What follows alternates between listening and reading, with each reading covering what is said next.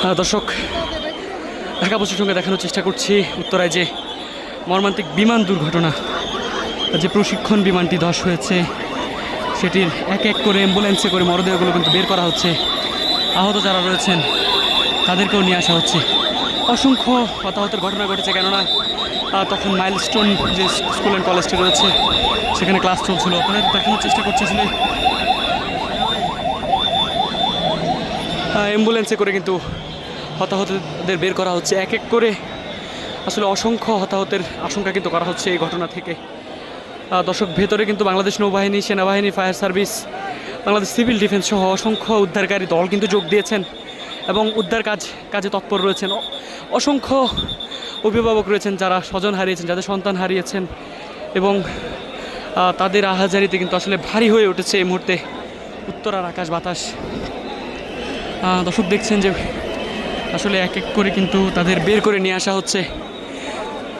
আসলে দুর্ঘটনার কারণটি সুনিশ্চিত করে বলা না গেলেও স্বাভাবিকভাবে বলা যাচ্ছে যে এটি বড় একটি দুর্ঘটনা এবং এই দুর্ঘটনা থেকে বহু হতাহতের আশঙ্কা করা হচ্ছে, এটি নিশ্চিতভাবে বলা যায়।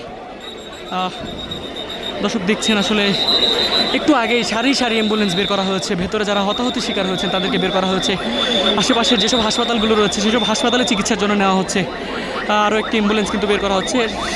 যেমনটি আমরা দেখেছি যে শুরু থেকে আসলে অ্যাম্বুলেন্সে গুরুতর আহত এবং আসলে এখন পর্যন্ত যারা এই ঘটনায় নিহত হয়েছেন তাদেরকে কিন্তু বের করা হচ্ছে। স্বজনরা ভেতরে প্রবেশ করতে চাইলেও আসলে তাদেরকে ভেতরে প্রবেশ করতে দেওয়া হচ্ছে না।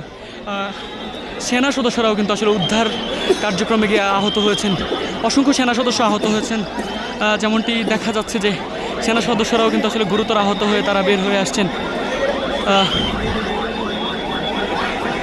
দর্শক, দেখছেন যে সেনাবাহিনীর সদস্যরা, অসংখ্য সেনাবাহিনীর সদস্য ভেতরে অবস্থান নিয়েছিলেন উদ্ধার কার্যক্রমে, তারাও গুরুতর আহত হয়েছেন। যে বিমানটি ক্র্যাশ হয়েছে এরপরে ঠিক এই মুহূর্তে আবারও দেখছেন আরও দুটি অ্যাম্বুলেন্সে করে কিন্তু মানুষকে বের করা হচ্ছে এবং বের করে নিয়ে যাওয়া হচ্ছে। আসলে দেখছেন খুব বেশি কোনো কিছু এই ঘটনা থেকে বলা না গেলেও আসলে নিশ্চিতভাবে বলা যাচ্ছে বড় একটি দুর্ঘটনা কিন্তু ঘটে গেছে এখানে।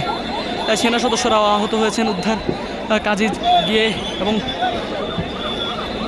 আপনারা দেখছেন যে অসংখ্য সেনা সদস্য কিন্তু আহত অবস্থায়।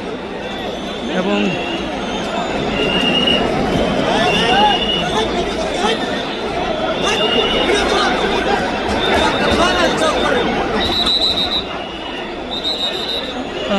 দর্শক,